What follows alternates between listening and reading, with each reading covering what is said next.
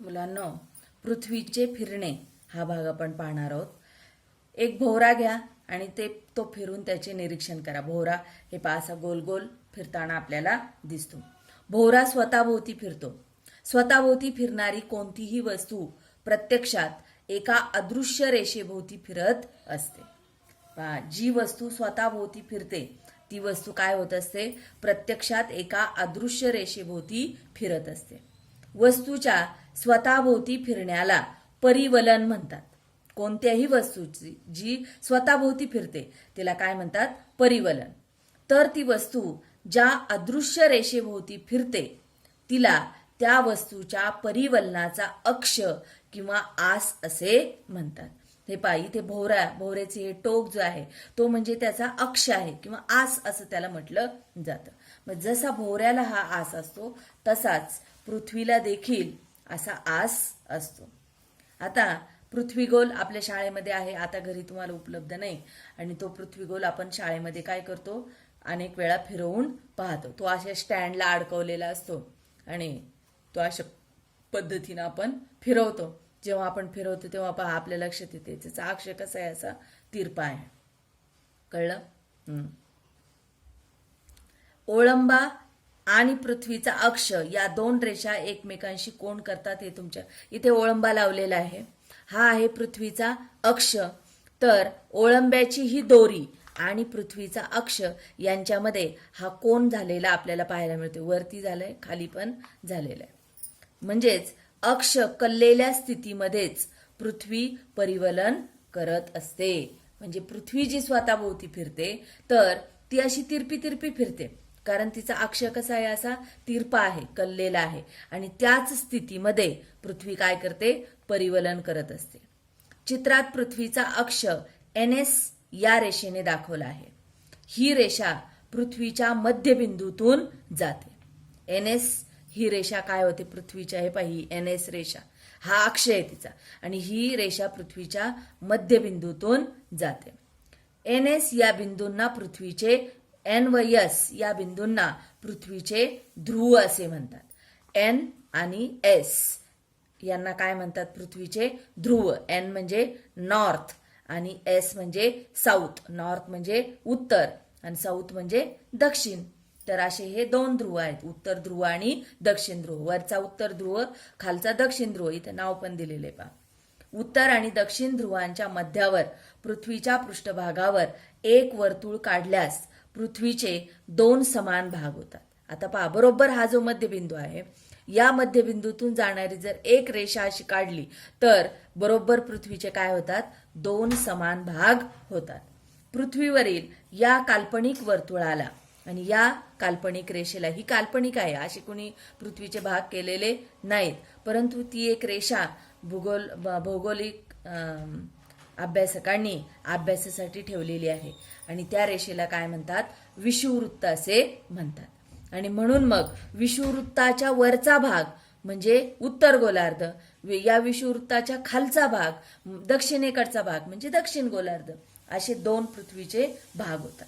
पहा, विषुववृत्तामुळे होणाऱ्या पृथ्वीच्या दोन समान भागांना उत्तर गोलार्ध, वरच्या भागाला उत्तर गोलार्ध, खालच्या भागाला दक्षिण गोलार्ध असे म्हणतात. एका मोठ्या टेबलावर मधोमध एक मेणबत्ती उभी ठेवा. मेणबत्ती भोवती एक मोठे वर्तुळ काढा. त्या वर्तुळाच्या एका बिंदूवर पृथ्वी गोल ठेवा. मेणबत्ती पेटवा, खोलीत अंधार करा. मेणबत्ती म्हणजे सूर्य आहे असं समजायचे. पृथ्वी गोलाच्या कोणत्या भागावर उजेड पडतो? जिकडून मेणबत्ती आहे तेवढ्याच भागावर उजेड पडतोय. मागच्या बाजूला काय दिसतोय? अंधार. येते लक्षात? म्हणजेच पृथ्वीचा जो भाग सूर्याच्या समोर येईल त्या भागावर काय असतो? उजेड, आणि त्याच वेळी पाठीमागच्या भागावर काय असतो? अंधार. परंतु पृथ्वी फिरत असल्यामुळं हळूहळू तो अंधारातला भाग काय होतो? उजेडात येतो. उजेडातला भाग अंधारात जातो. अशा पद्धतीनं दिवस रात्र होतात. समजलं? पृथ्वी गोलाकडे उत्तर ध्रुवाकडून पहा आणि घड्याळाच्या काट्याच्या विरुद्ध दिशेने, इथे मेणबत्ती आहे पहा, इथे हा पृथ्वी गोल ठेवलेला आहे. आपण अशा पद्धतीने प्रयोगाची मांडणी करायची आहे. आता काय करायचं आहे? हा पृथ्वी गोल आपण घड्याळाच्या काट्याच्या विरुद्ध दिशेने फिरवत राहायचे. आपली पृथ्वी ही स्वतःभोवती याच दिशेने म्हणजे पश्चिमेकडून पूर्वेकडे फिरते. पृथ्वी गोलाचे विविध भाग क्रमाक्रमाने, काय नाही, हे गोल फिरवला आपण की आपल्या लक्षात येईल की क्रमाक्रमाने प्रकाशमान होणारा भाग काय होणार आहे, बदलत जाणार आहे. पृथ्वी गोलाचे विविध भाग क्रमाक्रमाने उजेडात येतात आणि त्याच क्रमाने उजेडापासून दूर जातात. ज्या भागावर उजेड पडतो तेथे दिन म्हणजे दिवस असतो आणि जिथे उजेड पडत नाही, अंधार असतो, तिथे रात्र असते असे आपण म्हणतो. आता दुसरा एक प्रयोग दिलाय. लाल रंगाची टिकली घ्या, ती पृथ्वी गोलावर चिकटवा. आपण कपाळाला आई वगैरे लावते ती तशी लाल टिकली पृथ्वी गोलावर चिकटवायची. आता हे प्रयोग आपण शाळेत घेतले असते, पण तुम्ही आता हे समजून घ्या प्रयोग कसे आहेत. पृथ्वी गोल घड्याळाच्या काट्याच्या विरुद्ध दिशेने फिरवा.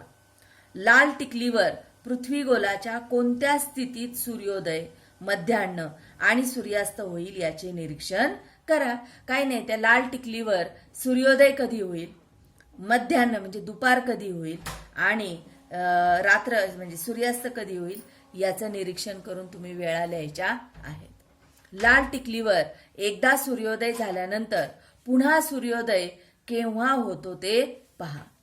जेव्हा पृथ्वीची स्वतःभोवतीची एक फेरी म्हणजे एक परिवलन पूर्ण झाले असते तेव्हा लाल टिकलीवर पुन्हा सूर्योदय होतो. म्हणजे एक फेरी पूर्ण झाल्यावर परत लाल टिकली जेव्हा येईल तेव्हाच तिथं आपल्याला सूर्योदय होताना दिसेल.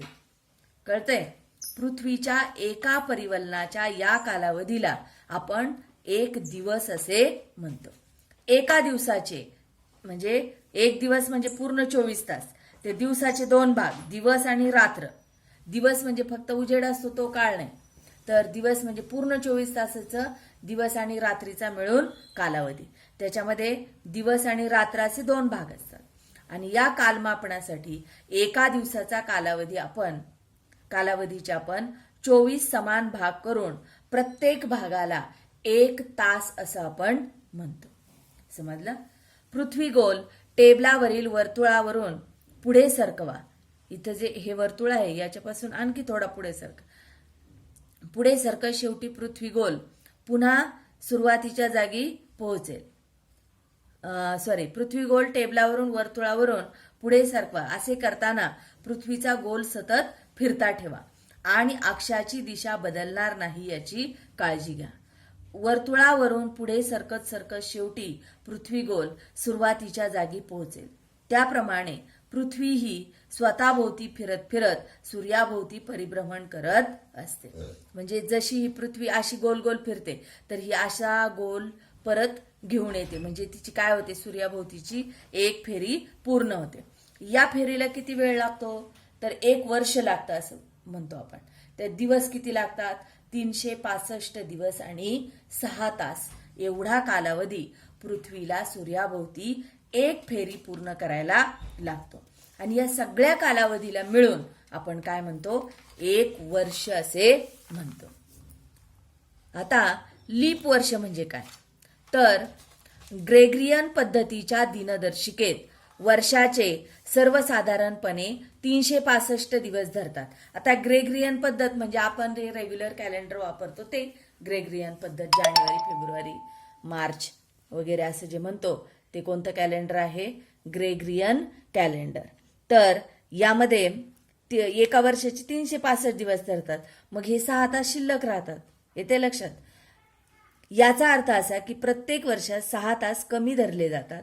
म्हणजेच 4 वर्षात 24 तास किंवा एक पूर्ण दिवस कमी धरला जातो. हा दिवस भरून काढण्यासाठी ग्रेगरियन दिनदर्शिकेतील प्रत्येक 4थ्या वर्षात फेब्रुवारी महिन्यात एक अधिकचा दिवस जोडला जातो आणि म्हणून या लीप वर्षामध्ये फेब्रुवारी महिन्याचे दिवस किती असतात, 29 दिवस असतात. किती दिवस असतात, 29 दिवस असतात. आता आपण हे 2020 हे साल लीप वर्ष आहे. म्हणजेच या वर्षामध्ये फेब्रुवारी महिन्यात किती दिवस होते, होऊन गेला फेब्रुवारी महिना, किती दिवस होते त्यात, 29 दिवस. कळलं? कॅलेंडर पाहिलं तरी तुमच्या लक्षात येईल. म्हणजेच हे लीप वर्ष 365 दिवसांऐवजी किती दिवसांचं असतं, 366 दिवसांचं लीप वर्ष असतं. आणि अशा या 366 दिवसांच्या वर्षाला लीप वर्ष असे म्हणतात. पृथ्वीवर दिन व रात्रीचा कालावधी सारखा नसतो. म्हणजे अगदी ॲक्युरेट 12 तासाचा दिवस 12 तासाची रात्र असं नसतं. हे आपण मागच्या इयत्तेतच पाहिलेलं आहे. कळलं? तर हे कशामुळं? तर पृथ्वीचा आस हा कललेला असल्यामुळे व पृथ्वीच्या परिभ्रमणामुळे हा फरक आपल्याला जाणवतो. 21 मार्च ते 23 सप्टेंबर या काळात उत्तर गोलार्धात 21 मार्च ते 23 सप्टेंबर या काळात उत्तर गोलार्धात दिनमान जास्त असते. म्हणजे दिवस मोठा असतो, म्हणजे दिन मोठा असतो. त्यामुळे तेथे उष्णता जास्त असते. कुठे? उत्तर गोलार्धात. म्हणून या काळात उत्तर गोलार्धात उन्हाळा हा ऋतू असतो. मग सांगा, उत्तर गोलार्धात उन्हाळा ऋतू कोणत्या काळात असतो? 22 मार्च ते 23 सप्टेंबर. याच काळात दक्षिण गोलार्धात मात्र रात्र मोठी असते, रात्रमान जास्त असतं. त्यामुळे रात्र मोठी असते. त्यामुळे या भागात उष्णता कमी प्रमाणात मिळते. म्हणून 22 मार्च ते 23 सप्टेंबर या काळात दक्षिण गोलार्धात मात्र हिवाळा असतो. तर याच्या उलट 23 सप्टेंबर ते 22 मार्च या काळात दक्षिण गोलार्धात दिवस मोठा असतो, दिनमान जास्त असतं, दिवस मोठा असतो. म्हणून तिथे दक्षिण गोलार्धात उन्हाळा. आणि याच्या उलट उत्तर गोलार्धात 23 सप्टेंबर ते 22 मार्च या काळामध्ये हिवाळा असतो. वरील तारखांमध्ये लीप वर्षामुळे फरक पडू शकतो, याची नोंद आपण घ्यायची आहे. भारतात प्रामुख्याने आपल्याकडे भारतामध्ये 3 ऋतू आहेत असं मानलं जातं: उन्हाळा, पावसाळा व हिवाळा. तसे आपण वर्षभरात वसंत, ग्रीष्म, वर्षा, शरद, हेमंत, शिशिर असेही ऋतू मानतो. असे 6 ऋतूंचे चक्र असते. आपल्या देशात ऋतुमानाशी निगडीत सण व उत्सव साजरे केले जातात. तसेच विविध गाणी म्हटली जातात आणि खेळही खेळले जातात. तर यानंतर चंद्राच्या कला आपल्याला पाहायच्या आहेत. हे झालं पृथ्वीच्या बाबत. पृथ्वी स्वतःभोवती फिरते, सूर्याभोवती फिरते आणि मग दिवस रात्र होतात, ऋतू होतात. बरोबर.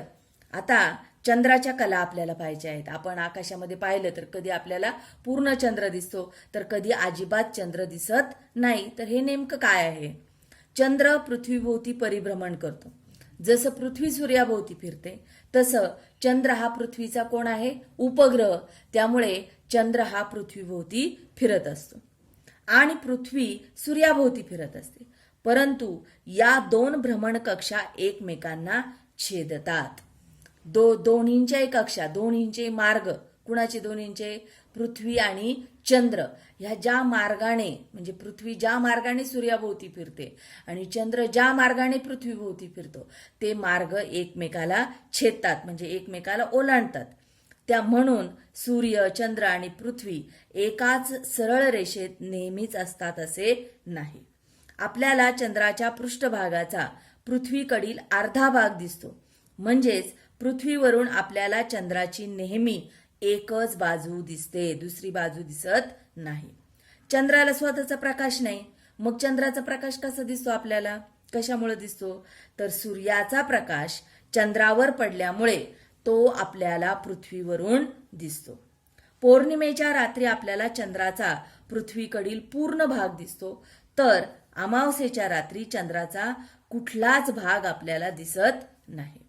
पौर्णिमेपासून अमावस्येपर्यंत चंद्राचा पृथ्वीवरून दिसणारा प्रकाशित भाग कमी कमी होत जातो आणि अमावस्येपासून पौर्णिमेपर्यंत तो पुन्हा वाढत वाढत जातो.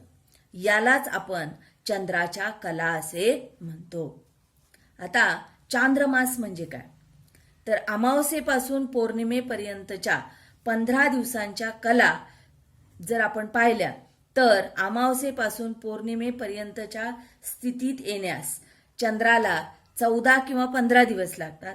या पंधरवड्याला शुक्ल पक्ष किंवा कृष्ण पक्ष असं आपण मराठी कॅलेंडरमध्ये म्हणतो. आणि पौर्णिमेनंतर चंद्राचा पृथ्वीकडील प्रकाशित भाग कमी कमी होऊ लागतो. 14-15 दिवसांनी पुन्हा अमावस्या येते. या पंधरवड्याला शुक्ल पक्ष किंवा शुद्ध पक्ष असं म्हणतात आणि पौर्णिमेपासून अमावस्येपर्यंतच्या याला कृष्ण पक्ष असं म्हणतात. अशा प्रकारे एका अमावस्येपासून पुढच्या अमावस्येचा काळ सुमारे 28 ते 30 दिवसांचा असतो आणि या 28 ते 30 दिवसांच्या काळालाच चांद्रमास असे म्हणतात. आणि चांद्रमासाच्या प्रत्येक दिवसाला तिथी असं म्हणतात. म्हणून ही प्रतिपदा, ही द्वितीया, ही तृतीया, ही चतुर्थी, पंचमी, षष्ठी, सप्तमी, अष्टमी, नवमी, दशमी, नंतर एकादशी, आपण उपवास दशमी, एकादशी, द्वादशी, त्रयोदशी, चतुर्दशी आणि पौर्णिमा अशा पद्धतीनं या चंद्राच्या कला आपल्याला पाहायला मिळतात. इथे 12 दिलेले तर अजून 2 कला आहेत याच्यामध्ये. येते लक्षात? प्रतिपदेला अशी फक्त एक रेषा दिसते. तर अशा पद्धतीनं आपण काय शिकलो तर पृथ्वीच्या परिवलनामुळे पृथ्वीवर दिन आणि रात्र होतात. कशामुळे होतात दिवस आणि रात्र? पृथ्वीच्या परिवलनामुळे. पृथ्वीचे सूर्याभोवतीचे परिभ्रमण व पृथ्वीचा कललेला अक्ष यामुळे पृथ्वीवर ऋतू होतात. चंद्राच्या पृथ्वीभोवतीच्या परिभ्रमणामुळे आपल्याला चंद्राच्या वेगवेगळ्या कला दिसतात. एका अमावस्येपासून पुढच्या अमावस्येपर्यंतच्या काळाला काय म्हणतात? चांद्रमास असे म्हणतात. हा चांद्रमास सुमारे 28 ते 30 दिवसांचा असतो. पौर्णिमेला शेवट होणाऱ्या चांद्रमासातील आठवड्याला शुक्ल पक्ष म्हणतात आणि अमावस्येस शेवट होणाऱ्या पंधरवड्याला कृष्ण पक्ष असे म्हणतात. आणि चांद्रमासातील दिवसांना काय म्हणतात? तिथी असे म्हणतात. याबरोबरच हा पाठ संपलाय. हा स्वाध्याय तुम्हाला PDF करून पाठवला जाईल.